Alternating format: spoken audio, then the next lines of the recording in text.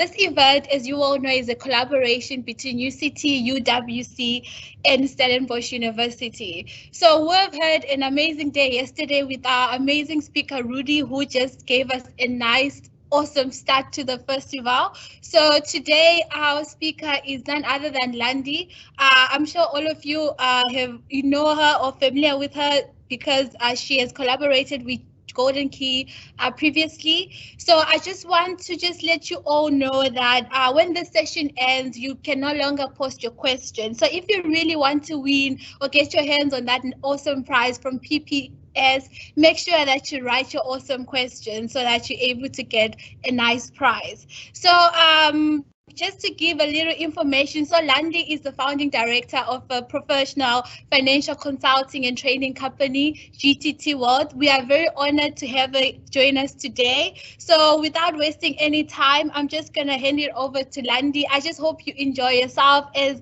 we have enjoyed planning this event for all of you. So yeah, Landi. Good evening, everyone.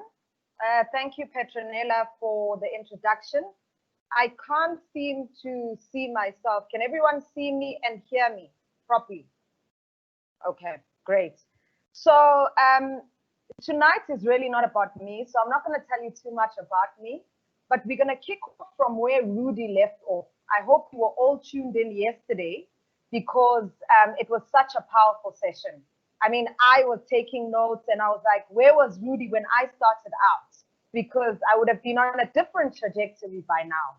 But I'd also like to thank Golden Key for this opportunity. And I think we should all congratulate Golden Key because they've lived up to their name in giving you the keys to unlocking your financial freedom.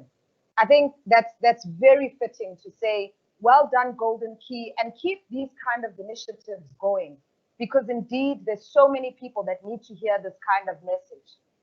I'm going to start off where I normally start off, and that is where Rudy ended off yesterday. Most of what he was talking about was your personal financial journey, your personal financial goals, and most importantly, having a vision for your finances. I don't think there's anyone that can do anything with their finances unless they have a vision, really. And the vision is really, it will guide your willingness. You're here today, and that indicates your willingness to be financially free. But you need to make a commitment at the end of these sessions to be financially free, but also stay financially free. And not get yourselves entangled in things like debt, but to stay financially free into the foreseeable future. So your vision is very important. You've got to dream big. You've got to take a pen and paper and write it down. There are no limits. There's no one who's going to mark you right or wrong. What do you want to achieve with your finances one day? You know, what do you want to do with it? Why is it important that you are financially free? And we all have different reasons. Someone's financial freedom is having a car. Another person's financial freedom is owning a yacht. Another person's financial freedom is being able to travel the world one day. Whatever that symbolizes to you, you need to write it down because that's going to be your inspiration. It's going to be your guardrail, and it's also going to be your yardstick on how you measure your freedom, your financial freedom.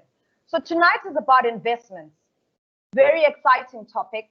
And yet also quite widely misunderstood at times.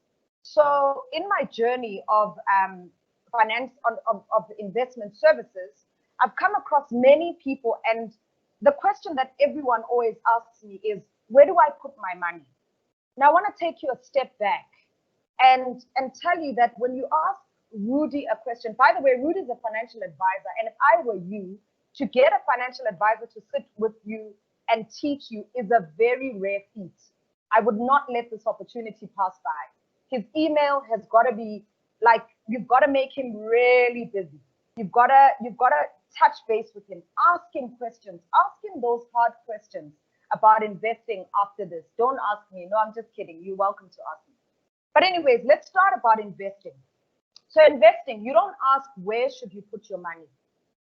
The where is actually the last part. It's the very last part, and it's the last part that I will also cover in this session. Where I like to start is, what are the building blocks for investments. And what do I mean by that? Most of where you will put your money has got building blocks, like any building, right? So if you want to put your money in a unit trust, if you want to put your money, you want to trade your money, some of you want to do that. If you want to put your money in a bank account, a savings account, or whatever the case is, they all have underlying building blocks. And those building blocks we call asset classes. Why assets? Why aren't they called anything else? They're called assets because an asset is anything that appreciates in value over time. So I'd like to consider myself as an asset to my husband. I hope he's listening, hint, hint. Anyway, but an asset is something, it's a resource that appreciates in value over time. That should already get you thinking about investing, right? That if your money is not growing, then where you've placed it, is it really an asset? Are you really investing? Or are you putting it away for transactional purposes like you would do in a bank account?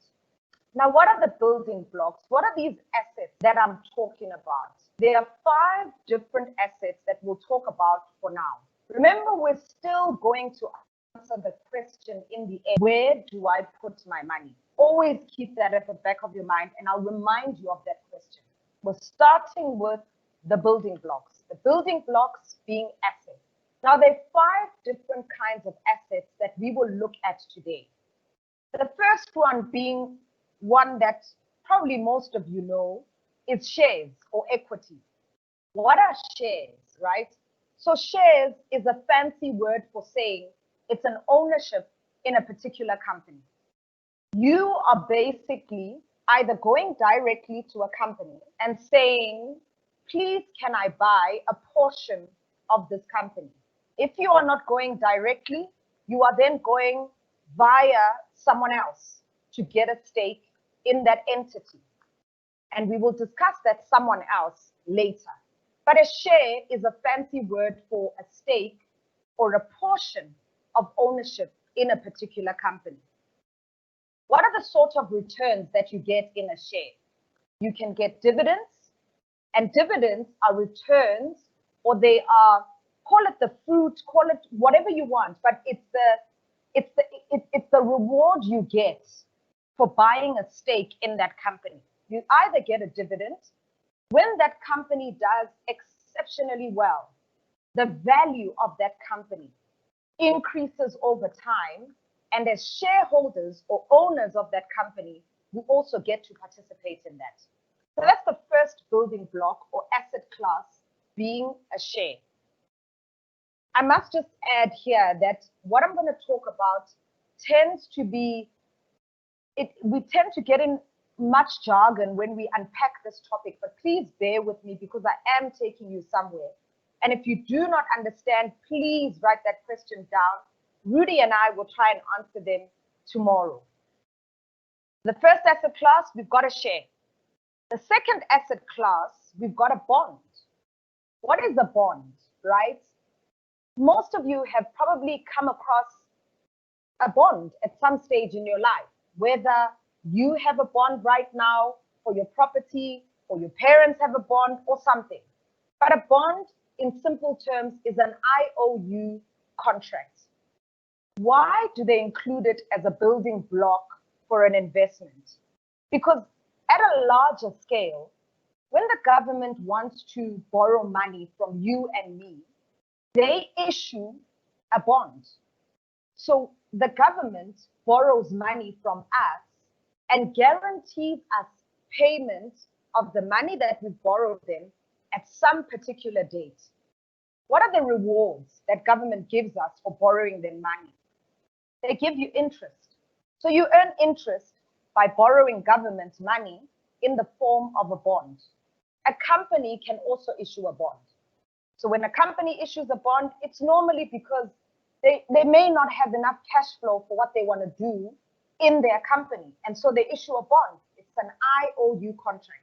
The company is saying, Landi, Petronella, Sean, borrow me money And for you borrowing me that money, I'm going to pay you interest every month for a fixed period of time.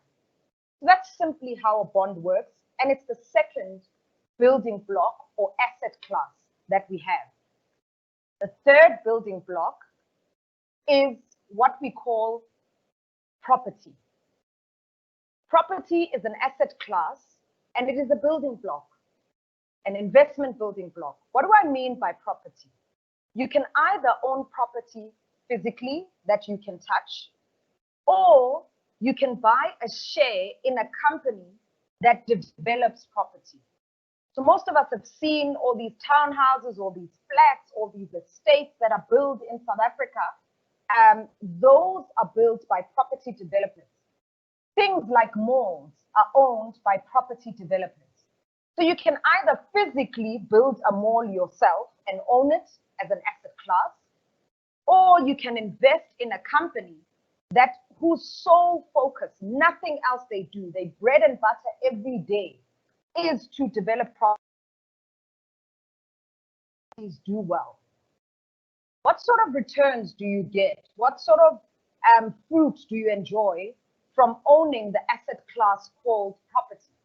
The property can appreciate in value. It can increase in value. You can buy a property today for 300,000, very wishful, but let's say you could for 300,000, and over time it appreciates, it increases in value based on things that happen around it. Sometimes people have been fortunate enough to buy property next to a vacant land, only to find that in that vacant land there were minerals like platinum, and so that automatically increases the value of a property. For example, if you are building a shopping mall, the type of tenants that you have in the property will increase the value of the property over time. You can also earn another fruit or another reward for owning property is rental income. So some of you may be renting apartments right now as students. The person you're renting from is enjoying life because you are their tenant and you are giving them rental income. So they own an asset called property and they get rewarded in the form of rental income. I've covered 3 asset classes so far. I've spoken about shares, which is ownership in a company, and the returns of shares is either an increase in shares, in the value of the shares, or dividends.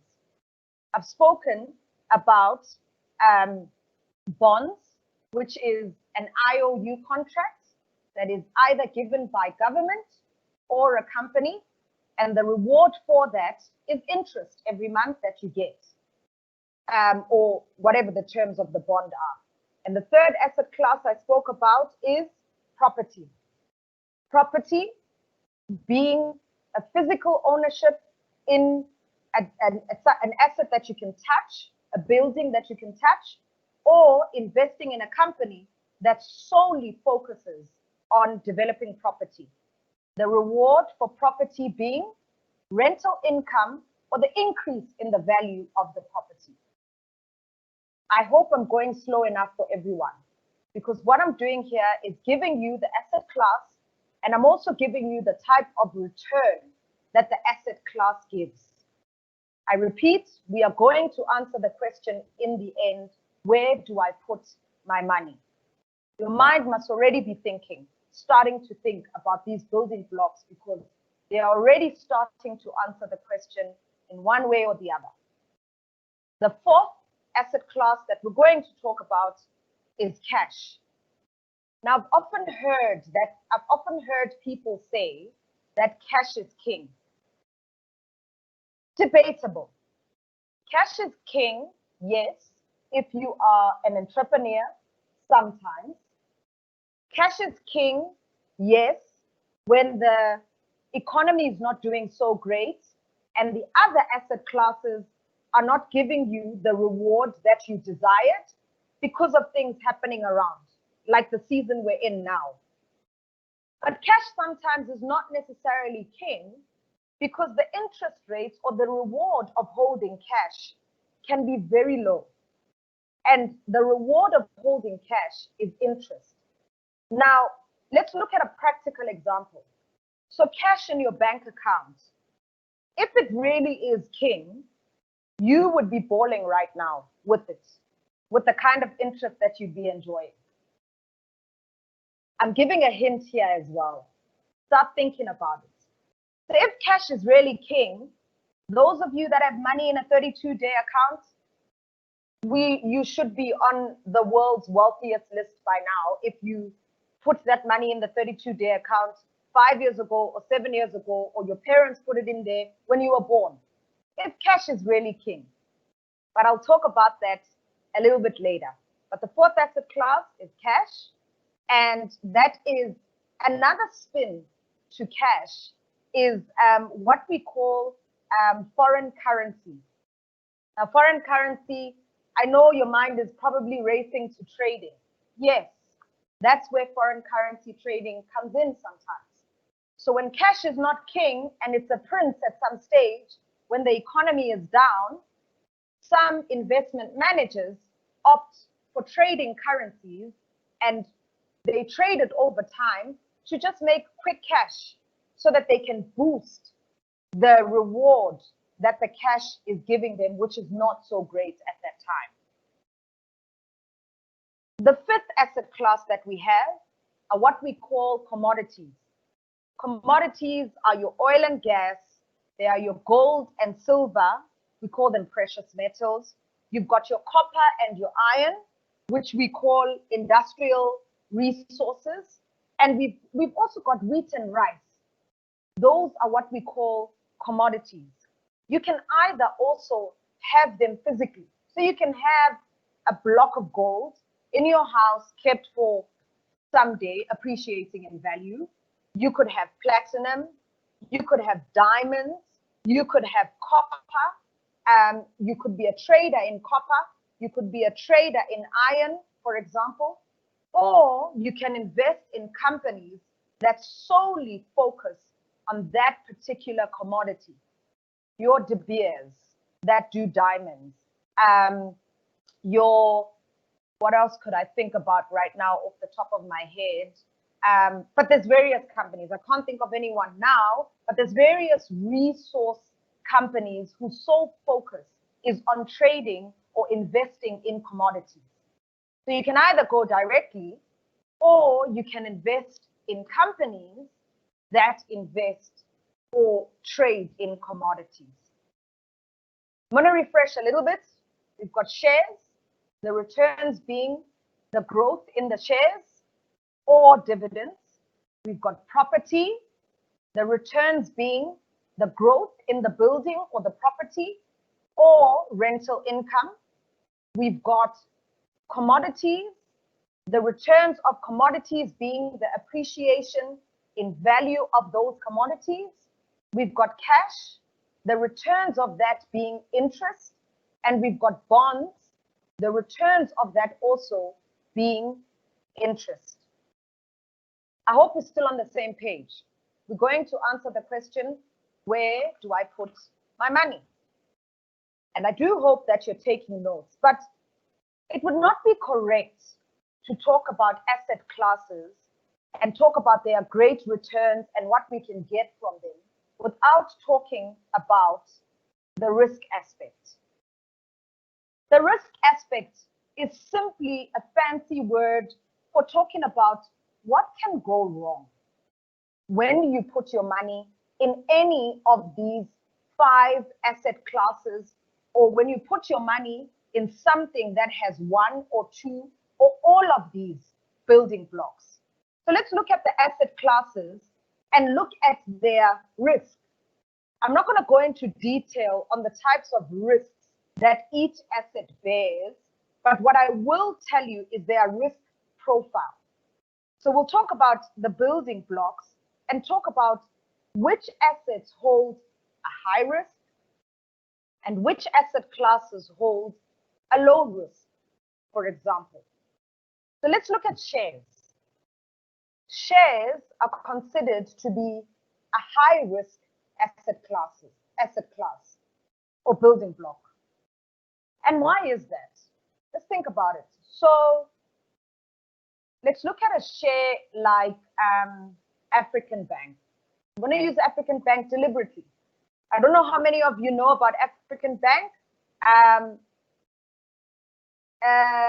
but it is a stock that everyone was pretty confident about because it just suddenly blew up as a loans bank. I don't want to say everyone, maybe let me be cautious. Many portfolio managers or people that manage money were very confident about a share called African Bank. And they were confident because, geez, African Bank was borrowing money to everyday people. African Bank had favorable payment terms. So they would give you a loan if you could prove that you are employed for a certain amount of time and that you have a certain level of income, they would reward you with a loan. Now, over time, I think African Bank got very excited, like most entrepreneurs do when it looks like they're doing well, or when they are doing well. The African Bank got very excited. It started going to literally anyone and everyone and approving loans, and they were really outshining their competitors in terms of issuing loans. But you see, the thing of issuing loans, and so you can imagine what happens to the share price. Everyone, the buzzword is on about African Bank. African Bank is it's issuing loans. People are paying back. It's doing unbelievably great. The confidence in the market. When I talk about in the market, I'm not talking about Lundy's fruits and veg store. I'm talking about the Johannesburg Stock Exchange. The Johannesburg Stock Exchange, traders are excited. Oh my goodness, that one wants to buy a share in African Bank. This one is selling a share in African Bank, and it quickly goes. So when there's a demand and a supply of a certain share, the share price is affected. So as the demand of African Bank goes up, the share price goes up, and the market value, the sentiment on the ground is that African Bank is doing well. And so people start buying African Bank, and African Bank is reportedly said to be doing well. One fine, sunny, beautiful day. I was still working for an asset manager at that stage. African Bank, literally traders on the stock exchange watched the share of African Bank tumble to almost nothing. And the reason for that was simple. African Bank was starting to struggle. So they had given out so much money, but the settlement of those loans, people were not meeting the demand of paying back those loans. Why is that? Some of African Bank's biggest clients were miners. They would literally go into a mine, they would sell miners, not miners as in children, but people who mine gold or mine commodities, just for clarity. So they were selling to miners. Now, you remember there was that whole saga around Marikana and the strikes in the mines. People lost their jobs. They couldn't pay back the loans. And African Bank just couldn't service what it needed to service. It couldn't afford itself, basically. And so the price of African Bank, the share, started going down. And many portfolio managers that I personally know in large asset managers and investment managers were fired. They were let off because the unit trusts that they had, or the funds that they were managing, had lost so much money because they had put in so much of the client's money in buying African Bank shares. Why am I telling you the story? Yes, those things happen in the market. And yes, some of the portfolios that I personally had African Bank as part of the share, as one of the shares that were in the portfolio. Did my investment go down? Totally. I'll give you another scenario. If there are any politicians here or anyone whose parents are politicians, this is not to discredit anyone, but it's for illustrative purposes. So during the era of a particular president coming into power in South Africa, probably four to 6 years ago, I think 6 years ago, there was huge concern in the stock exchange that, sure, would this man be able to do well for the economy of South Africa? Investors were so skeptical. And so many of them wanted to take their money out of South Africa because they were just so afraid of losing money. What do I mean by losing money? They were afraid of an African bank situation. One day my portfolio was up there, and then the next day it just tumbles down.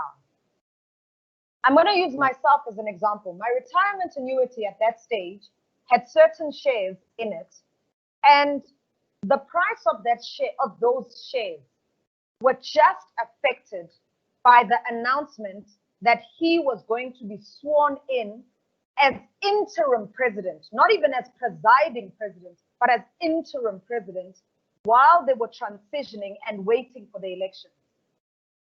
I think probably 25,000 Rand worth of my pension went down during that period. And that should tell you that shares go up and down every single day.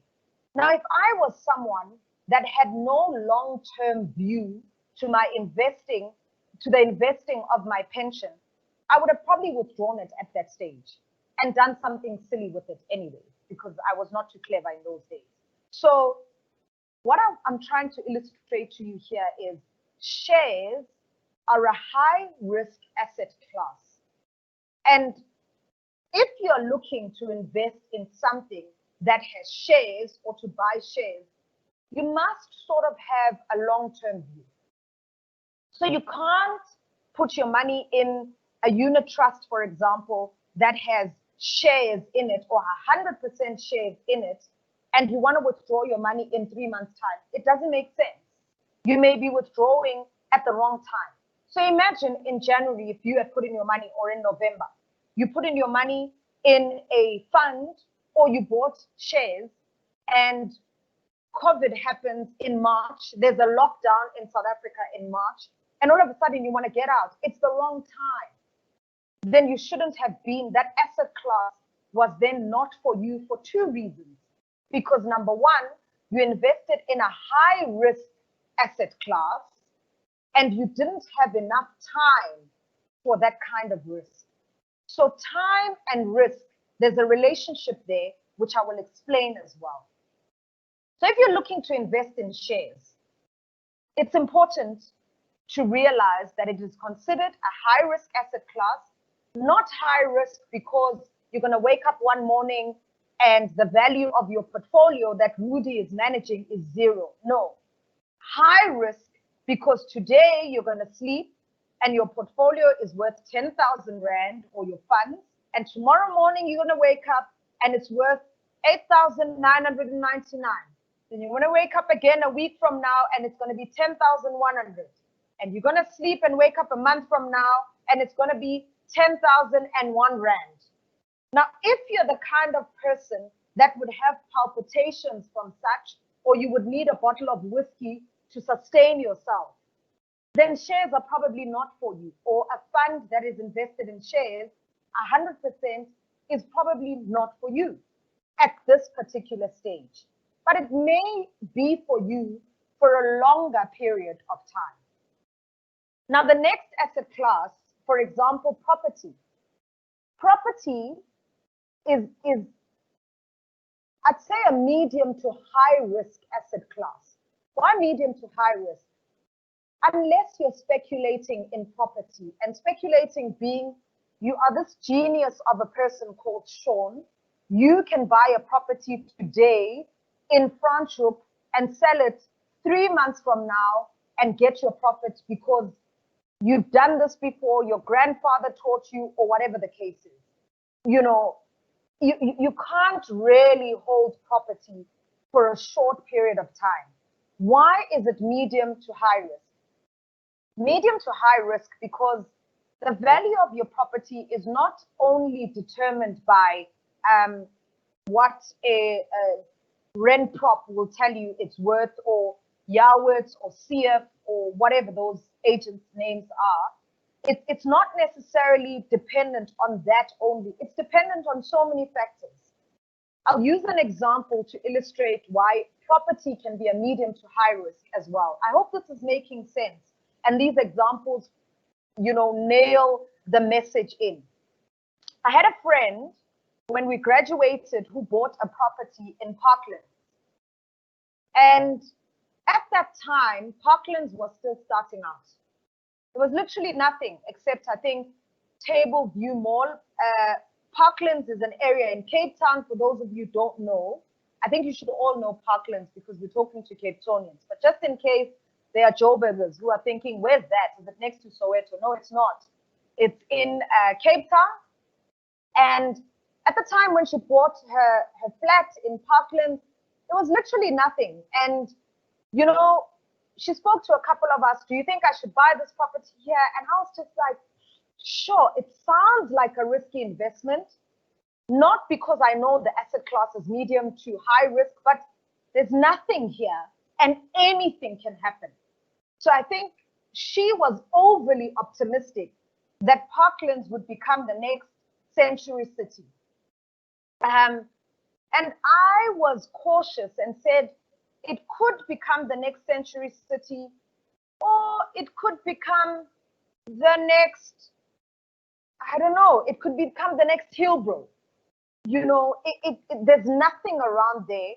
Don't you want to wait a bit and rather rent and see how it goes over time? You've got the money, let the money earn interest, and you can withdraw it and buy your property at that particular stage. Or maybe go and buy a property in an area that's a little bit settled and you know what's going to happen more or less. I mean, you don't know for sure, but you know what's going to happen more or less. So let's say she bought her property for 600,000. Over time, I'm not joking, we watched the value of her property depreciate, go down year by year. And by the time she sold her property 4 years later, she could only recover 250,000 of it. And the property, the complex itself was so dilapidated. It was, it literally looked like Lundy had built it and probably sold it to university students who didn't care. I didn't care at the time when I was in varsity. Terrible, terrible. So never emulate me. And don't ask me about my story because I won't share it. But it was so bad. The neighbors, no one wanted to buy that property for more than 300,000. And at that stage, I said, I told her to get out, because if she could sell it for 250, that was great. It was a terrible, terrible decision.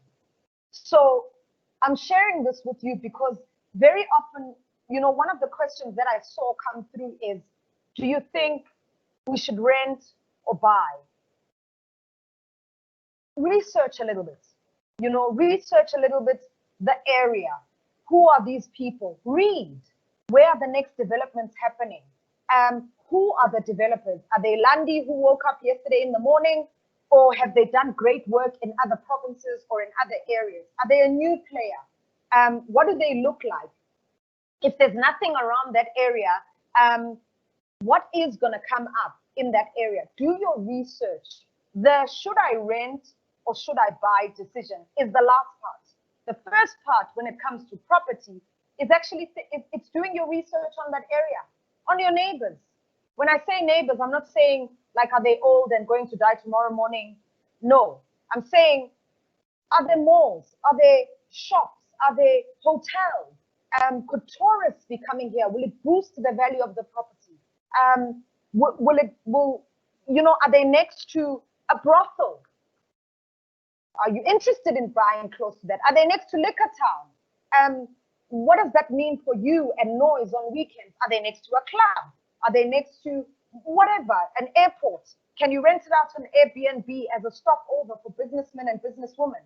There's a lot to consider before the buy or rent decision. You've got to do your research. Assets like shares are not one of those things that you wake up in the morning and you say, now is the time. I feel good today. No, you read, you follow things, you ask questions, and then you can go into those kind of things. Or you can look for funds or investments that hold those type of things, because you know that the team that has chosen the company to invest in, the shares, the property company to invest in, has done their homework for you already. So property is a medium to high risk asset class. Again, property and shares, you don't normally hold for the short term unless you really know what you're doing. At this stage, people normally ask, should I be trading in shares? I want to say if you know what you're doing, but so do gamblers at casinos know what they're doing, hey? Your pick. I think I've given you the answer. I don't want to discredit share trading or anything like that, but I believe gamblers as well know what they're doing. So if you're doing that for the short term and you're saying, I'm going to buy a share today and sell it tomorrow, you may not know what you're doing. So tread carefully. But generally, shares, because they are higher risk asset class, you don't hold them today and sell them tomorrow morning or the next 2 years or so. You keep them for 3 years plus, 5 years plus at best. And property being the same thing. Because it's a medium to high risk asset class, you want to hold it for the longer term. Remember, I said time and risk are related. So generally, as a rule of thumb, a test, not even a rule of thumb, as a test for yourself, the longer the period of time you want to make your money work for you, or you want to invest your money, the more risk you can afford to take on. I'm going to rephrase that, bringing in the asset classes.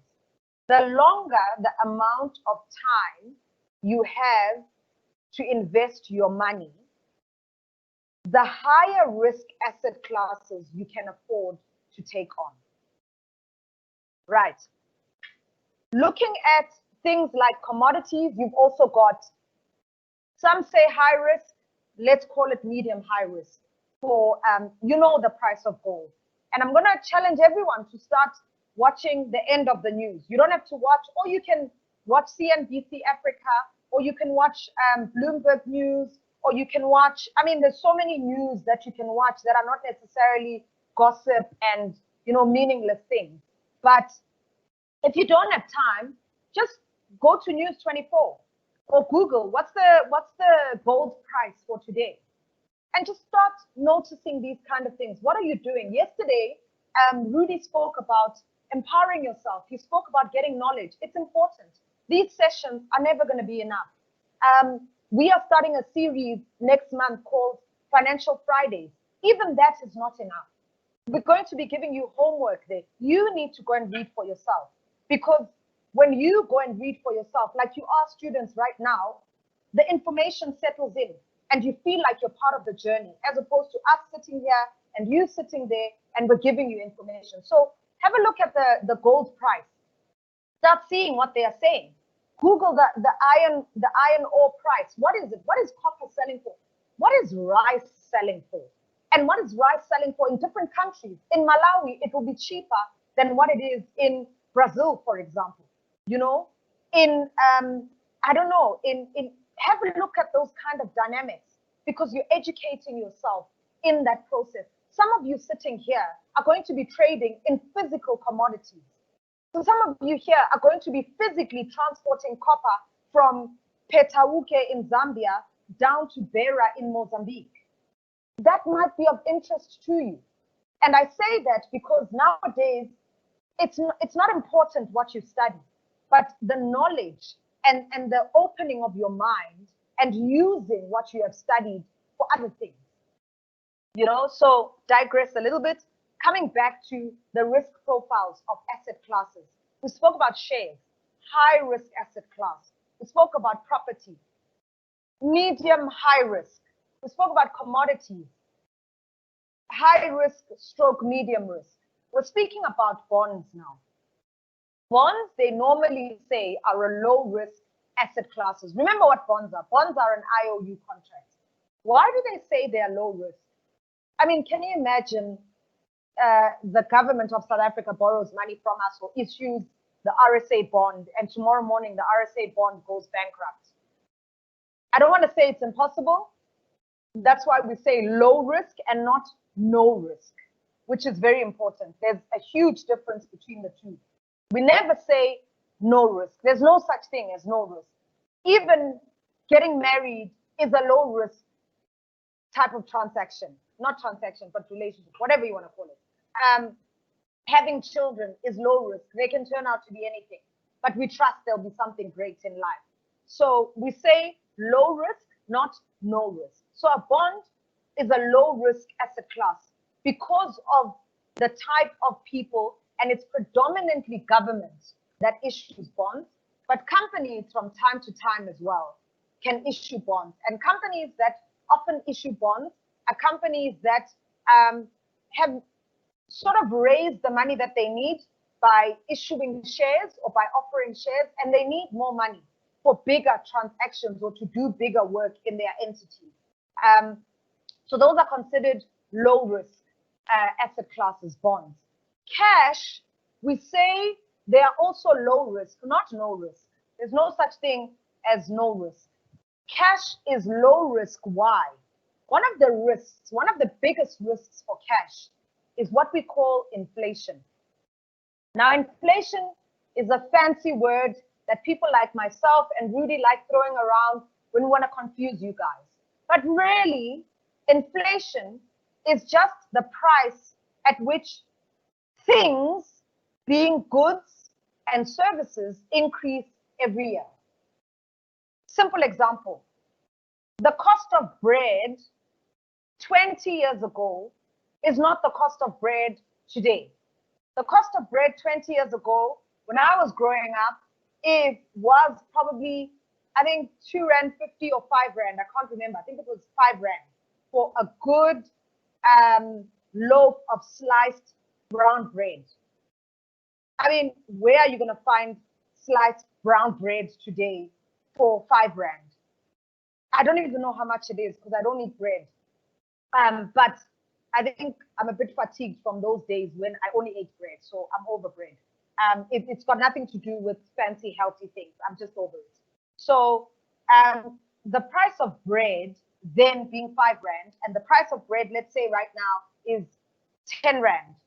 The difference in that, the 5 Rand, is what we call inflation. That's just it. Inflation is the price or the cost at which things increase or change by year on year. I'm talking about cash. Why is inflation a risk to your cash investment or your cash portfolio? It's a risk because you could think in your bank account this year, you have 1,000 Rand and you think that's sufficient to buy you the same groceries that you enjoy today as a student 5 years from now. That's not true. The food the noodles you eat today, sorry, I used to eat noodles as a student because I couldn't afford spaghetti. But anyway, the noodles that you eat today or whatever your basket of food is today is not going to cost the same 5 years from now. And so that's the risk of holding cash. Your money needs to be somewhere where if you put 1,000 Rand today, it will grow at the same amount that the price of goods is growing at year on year.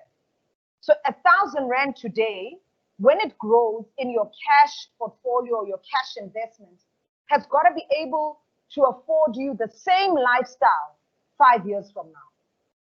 So inflation is a threat to your cash investment. That's the biggest risk for your cash investment or your money sitting in your bank account. I said to the guys the last time that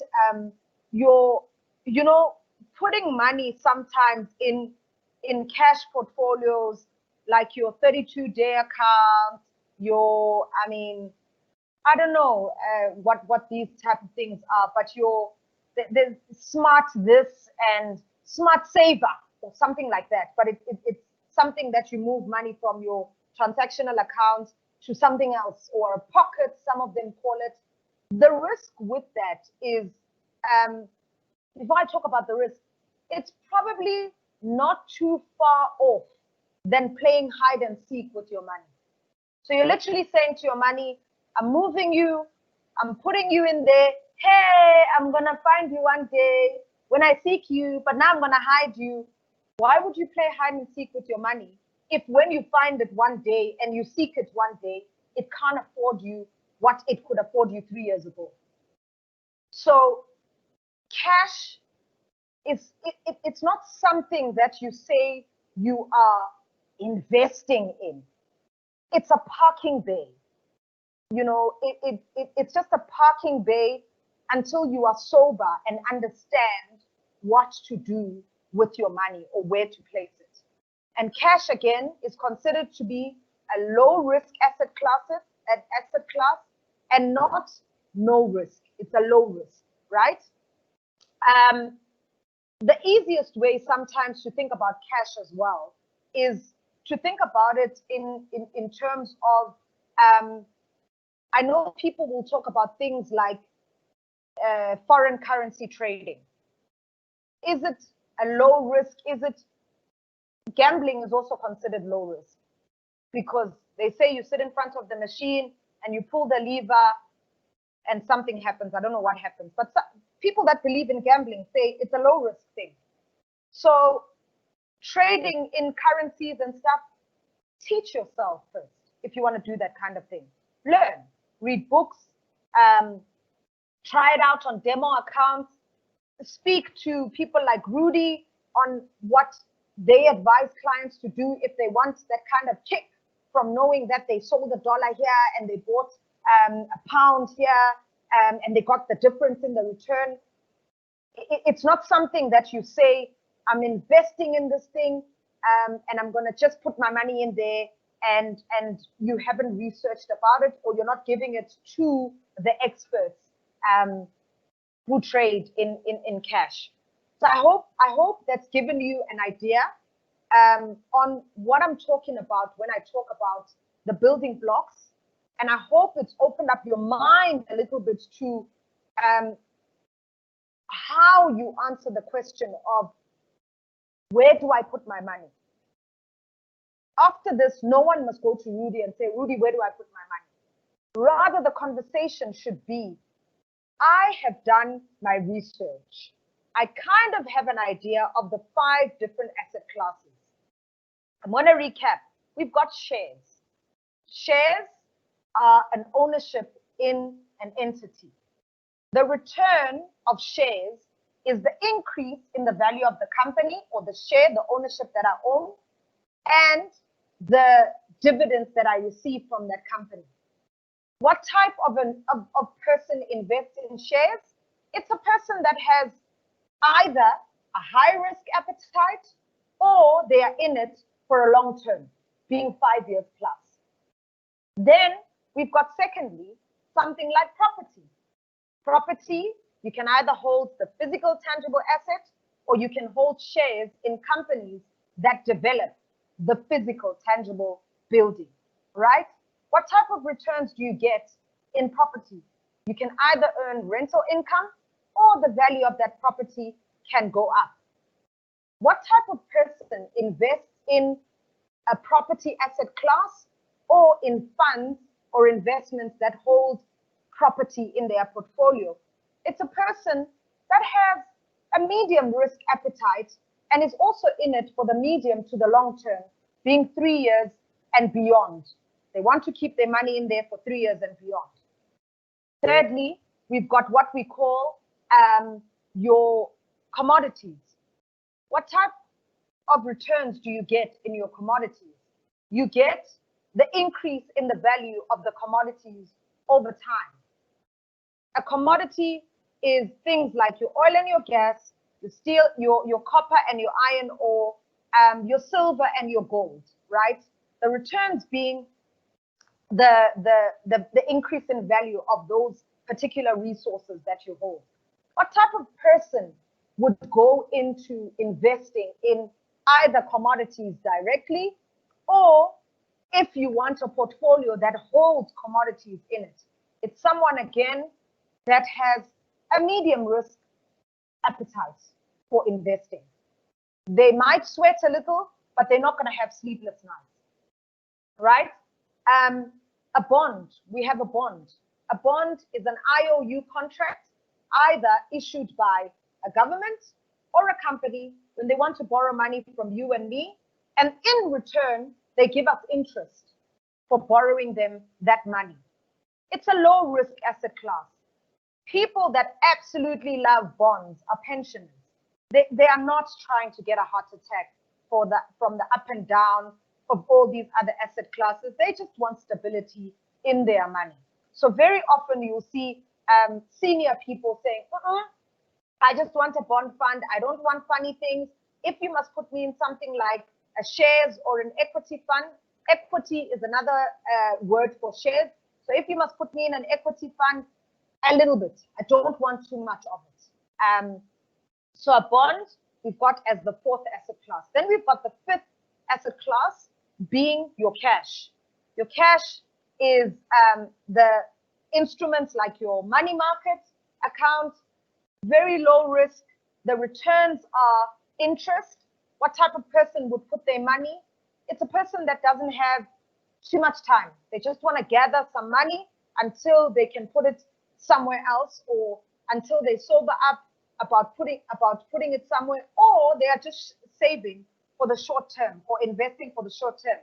Like me, I have money in money markets, and I have money in money markets because I use that money in December to make it rain for my family. So I look like this exceptionally wealthy woman. When I go to Port Elizabeth, I am like the favorite of the family. But all I've just done is just put away, I think 250 or whatever, but in total it's got 500 when I combine it with hubby.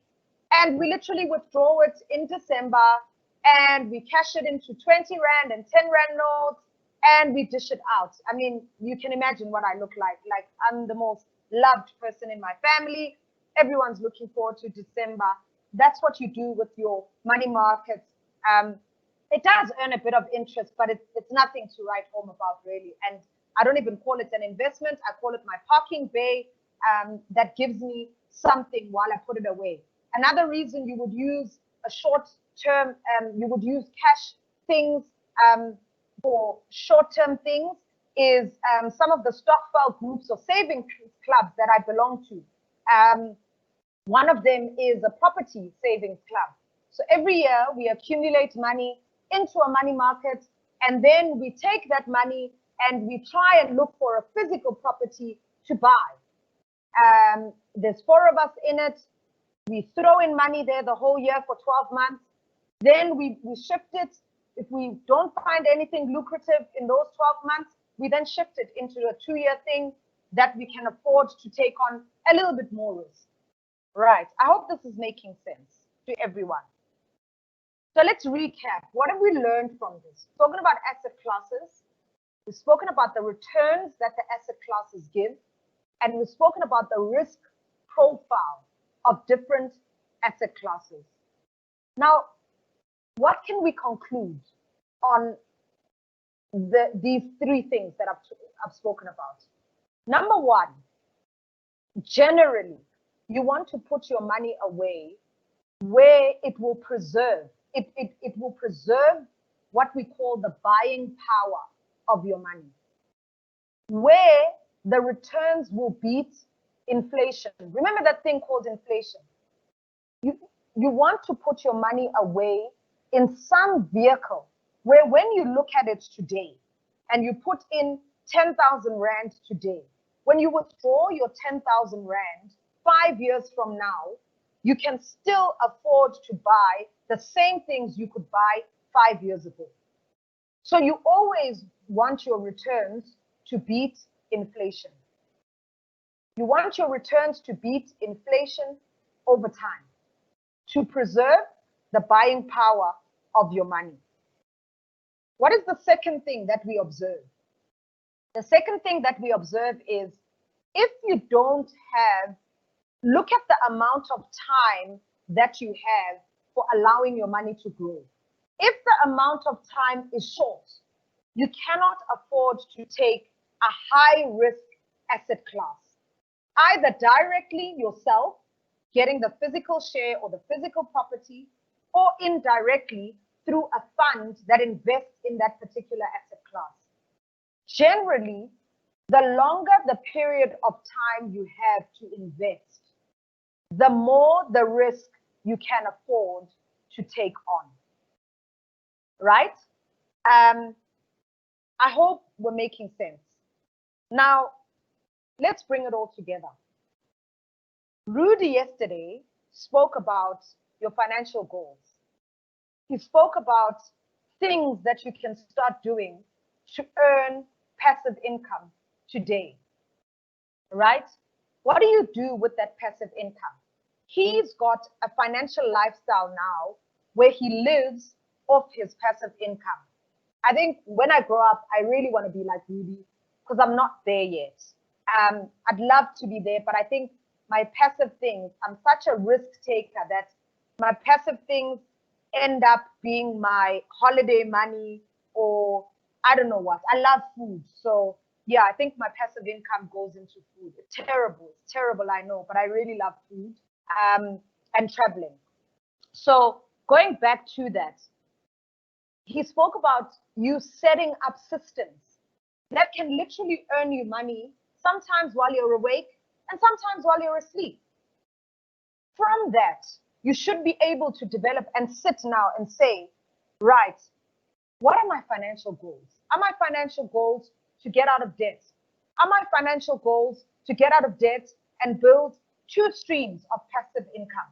Are my financial goals to retire at the age of 40? Are my financial goals to make sure that when I graduate, I'm able to buy a car so that I don't struggle during my years of articles? Are my financial goals to buy my current girlfriend a diamond ring so I can marry her in 5 years' time? I don't know what your financial goals are. You need to determine what your financial goals are. But your financial goals will not come unless you write your vision down. I want to give you how hectic I am about my financial goals. I mean, my vision. And my husband is the total opposite. So when I was still in varsity, I think I was in first year, I started developing a liking towards investments and finance. I'm an accounting major, but accounting is not really my thing, I must say. It's a good skill to have. It's just not for me. So one of the things that I wrote down, and some of the things that I wrote down as my financial vision, included having a house that has a helipad. Why? Because I just want to pop by, have a swim in the sea. I love swimming. Have a swim, and then quickly helicopter back to my house to cook a gourmet meal and entertain my guests. That's my vision, but it doesn't necessarily have to be yours. My other vision is holding certain properties in certain cities. Why? Because I travel quite extensively for work. Where do I want an apartment? I want a penthouse in Dubai. I want a penthouse in Lesotho. I don't know what I want in South Africa. I'm a bit undecided. One day I want a game reserve. The next day I'm like, I don't like frogs and lizards and all these funny things, so I don't want that. That's my vision. That's how wide I've cast my nets, because there's no limit to what a vision is. I'm not going to limit it and say, I don't know what your limitations are, but why do I want to afford myself this lifestyle?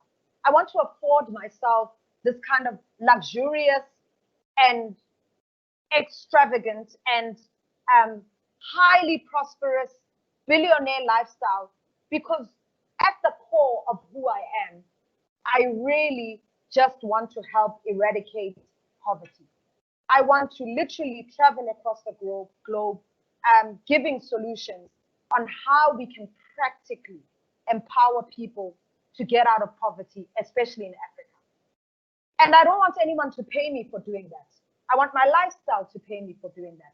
So I'm working hard now and putting systems in place now so that in 10 years from now or 20 years, I don't know when I'll have that lifestyle from now, all I'm doing is just living for a purpose much greater than myself. That's what I really want to do with my life. You know, what are your financial goals? And so my vision, sorry, that's my vision. My financial goals are driven by my vision. What do I mean by that? Some of the financial goals that I had to write down was, I need to get out of debt. I got into debt as a student. I need to get out of that nonsense. I want to get out of debt and I want to be debt free. That's a goal of mine. What was my second goal? My second goal was to hold property as an investment so that it pays me every month for the kind of things that I want to do. What was the third goal?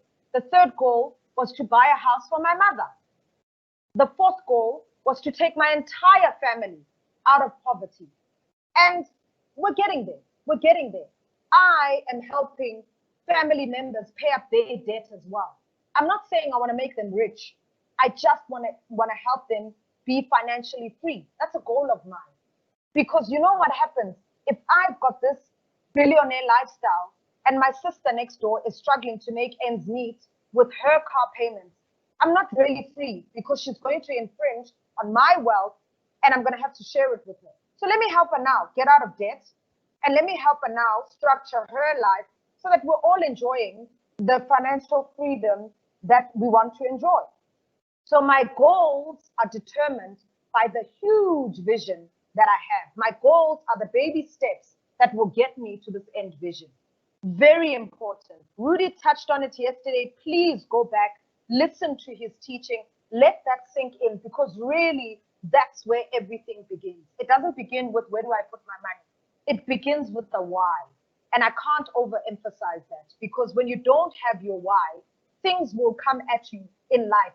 Maybe business failure, maybe I don't know what, retrenchments and all sorts of things. But your vision and your financial goals will keep you on track. They'll motivate you. They'll make you not get distracted by the noise around you as well. So you've got your financial goal. You ask yourself, what is your financial goal? Number two, you ask yourself, how long do I want to put my money away for? What is my financial goal? Number one. Number two, how long do I want to put my money away for? Do I want to put my money away for 12 months, for 2 years, for 3 years, for 5 years, for 20 years, for retirement? How long? Determine that. Number three is, how much do I want to put away? And be realistic here. I think it's quite, I mean, I used to chuckle, but I don't anymore. I think it's quite silly that people will say, I want to put away 1,000 Rand every month as a student, but they've got a stipend of 1,200 Rand. Can you honestly say for yourself, some people could live off 200 Rand and I could back in the day, because I had all my meals covered, all my accommodation. I had people just bring me toiletries every month or whatever the case is. So maybe I could survive on 200, but be realistic. I'm talking about your situation. If you want to put away 1,000 Rand every month and your stipend is 1,200, does that make sense? Because what's going to end up happening is you're going to be excited about putting away 1,000 Rand, but you're going to go and borrow 300 Rand from your friend because you can't access the money or whatever the case is. You know, so be realistic about that. How much can you realistically afford to put away? And then also the frequency of what you're putting away. Frequency being, how often? Are you putting it away once a year? Are you wanting to put it away every month? Are you wanting to put it away quarterly? What does that look like for you? Only you can determine that. And then number 5 is, what is your risk appetite? Are you a risk taker like Lundy? Are you risk averse? Risk averse being, hey, you understand these things called risk, but you're like, I don't know. Hey, I don't know. I still want to, you know, swim in the shallow end a little bit. What's your risk appetite? So if you imagine a swimming pool, the easiest way I can always explain your risk appetite is, if you imagine a swimming pool, there's the shallow end. You can't really dive in the shallow end. You know, it's nice in the shallow end. You can go in and you splash your face, yes, you're swimmer, and all these things, right? So it's okay there, You have a little bit of fun and you can run across and all sorts of things, right? But the real fun is, and I say real fun, is in the deep end. You can do somersaults going in there. You can dive down and see how low you can go. There's all sorts of things you can do in the deep end. The deep end being shares, but you can't go to the deep end unless you know how to swim in the deep end and you can stomach the risk of being in the deep end, right? The deep end being your shares, your property, your commodity moving towards the middle part of the swimming pool. The shallow end being your bonds and your cash. So if you look at it like that, as that spectrum, think about your risk appetite. Where do you stand? Not your swimming appetite now. I know I'm using a swimming pool, but your risk appetite, right? Where do you stand? We're going to only answer the question, where do you put away your money now? See how long it took us to get here. It's not a quick, where do I put my money? And we thumb suck and say, I think you look like Landy. You look like you should put your money away at Ellen Gray. Or I think you look like, I don't know, whoever. You should put your money away at Investec. It's not like that. You answer the questions for yourself first. So you determine, it's like having a toothache. The doctor doesn't determine that you've got a toothache. You know it. You know yourself that today it's not happening. Like, I am in so much pain. By the time you go to the doctor, you have diagnosed yourself. I've got a toothache. It's on the right side of my teeth. This is how it feels like. But you don't go now to the doctor and say, doctor, I think you should give me Panado. You have an idea of what you want. This is important because a lot of people go to financial advisors and expect them to do the work and then come back and say, my financial advisor didn't give me the right advice. But you also didn't do your homework. You didn't determine your financial goal, number one. You didn't determine how long you want to put your money away for, number two. You didn't determine how much you could put away, number three. You didn't determine how often you want to put it away, number four. And you didn't determine, number five, what your risk appetite is. So what some of you literally do is to just jump in and you're like, here I am, doctor, do your thing. I just heard that you're a doctor and yeah, I don't really know why I'm here, but I do know that, once a year, I must kind of come and visit you. That's not how you approach your financial health, because that's also not how you approach your physical health. Your financial health is important. You need to sit, you need to unpack it first, and only then can you go to someone and say to them, if you're confident enough and you're comfortable enough and you want to learn, of course, you can go out there and start reading about what type of investments suit these 5 answers that you have given yourself, right? But if you're not, then you speak to an independent financial advisor and say, look, I've answered these questions. I need your help in terms of what I need to do. There are many other questions that the financial advisor will ask you, but this is the basics. And when you're sitting in front of them, the things that they are saying are not new to you. All of a sudden you remember, gee, I learned about inflation. I learned about risk. I learned about asset classes. I learned about that. There's some form of knowledge in you when you're making these kind of decisions. So let's use an example finally to answer the question, where do you put your money away? Let's use an example. Let's say that your financial goal, number 1, is to buy a car. How long do you have to buy your car? You tell yourself you've got 4 years. How much realistically can I put away to buy my car in 4 years' time? I can put away 250 Rand every month starting from today. How often do I want to put it away? I want to put it away monthly. right? And what is my risk appetite? Yeah, I could afford to take on a bit of risk because I've got 4 years, but I just don't want too much risk at this particular stage. By answering these questions, you have now profiled yourself. Why do I say that? Number one, because you've got 4 years.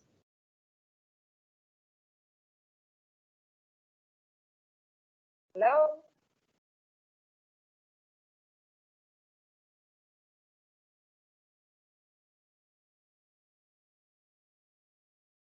Did we lose Landy? Hello? I think she's back on now.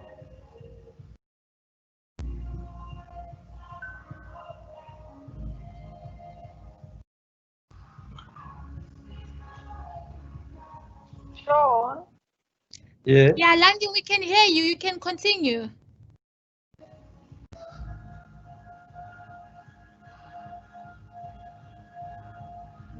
Landy?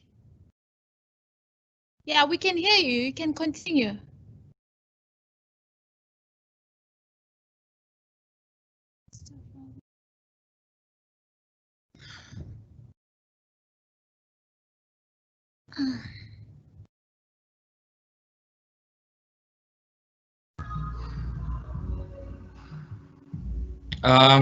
Kristen, maybe just put Petronella online quickly, make her live, and just apologize for technical difficulties, and that we'll be back in like 5 minutes or like 3 minutes. I think it will sort itself out now.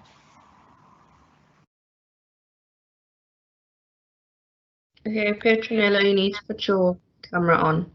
Yeah, I have. Hello, everyone. We apologize for the technical difficulties, but we will be able to put Landy back on in a few minutes. So please just bear with us. She's only rounding up right now, so we just need a few minutes before we're able to close the session. So we're just trying to see what probably went wrong. So yeah, so just give us a few minutes, 2 minutes, and then we try to handle this. Awesome. I think Landy. Okay. Yeah, I think maybe we can put Landy on.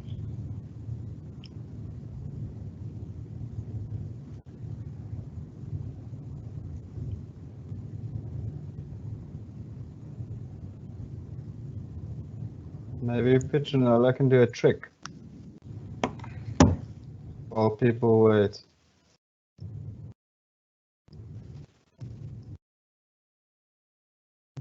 Okay, Landy, you can continue. Okay, guys.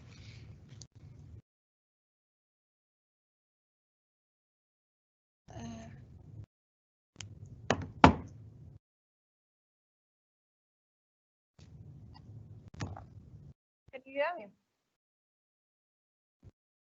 Yes, we can. You can continue, Landy. Oh, I'm not sure what happened there. My apologies. Sorry about that, everyone. I'm not sure what happened there. But to end off, I'm almost done anyways, but I wanted to use an example that will illustrate what I have been talking about. So if you think about buying a car, that's the financial goal. The second question would be, how long do I have? Let's say, for example, you've got 4 years. The third question would be, how much am I willing to put away? Let's say, for example, that's 250 Rand. The fourth question is, how often do I want to put this money away? For example, let's say on a monthly basis.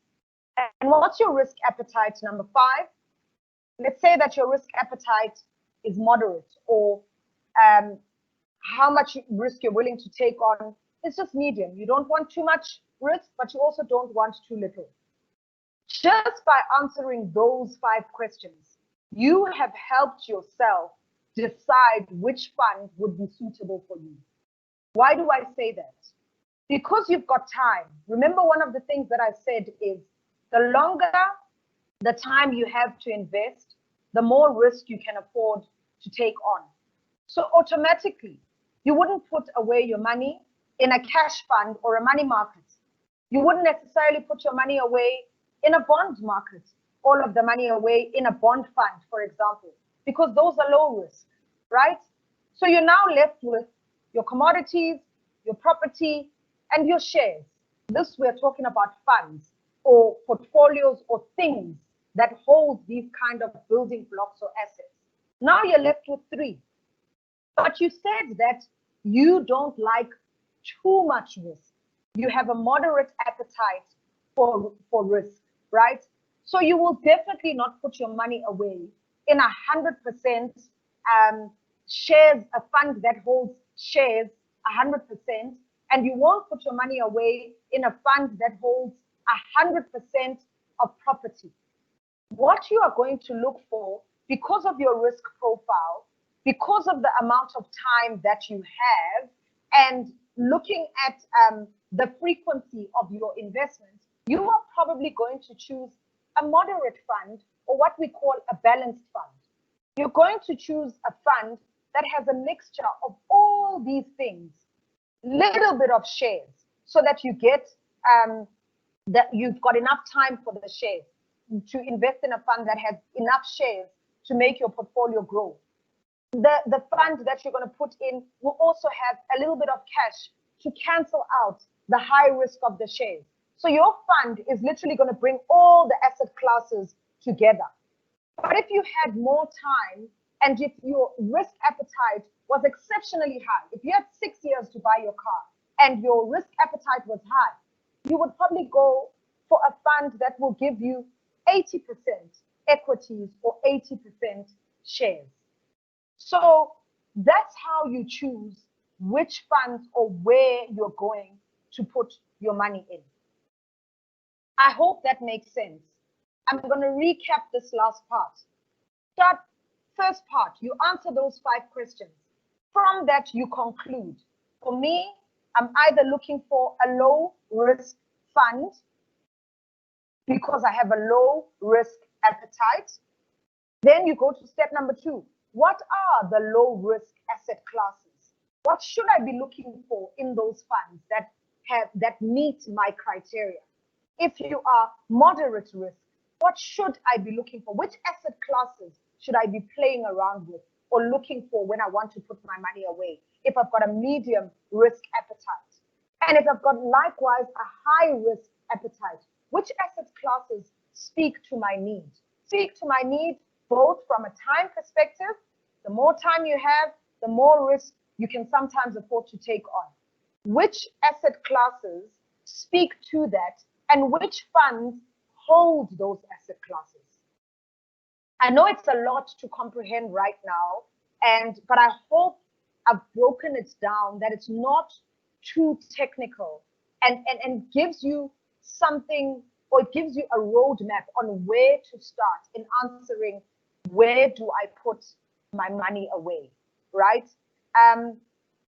Yeah, I think that's probably it from my side. I don't want to go any deeper than what I've done, because this is not a it's not a CFA class or anything like that. So, but I want to leave you with a thought, and I want to congratulate each and every person that is present here today, because you are one step closer, if you're not already, right? Sometimes we think of financial freedom as this grand thing that you're going to get one day in life. If you do not have any debt at the moment and you have no asset, you are free. You've got no one knocking on your door asking for money every day.